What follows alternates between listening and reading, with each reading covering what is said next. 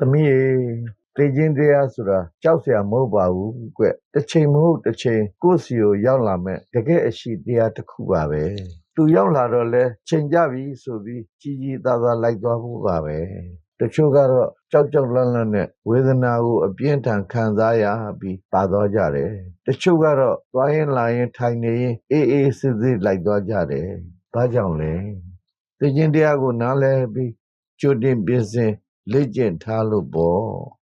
ဟာဖေဖေကလည်းသမီးကငယ်ငယ်လေးရှိသေးတာဒါဒီနားမလဲသေးပါဘူးဆိုပြီးနေလို့မရဘူးသမီးတိမ်မင်းကမျက်နှာမလိုက်ဘူးကြီးကြီးငယ်ငယ်မရွေးဘူးနော်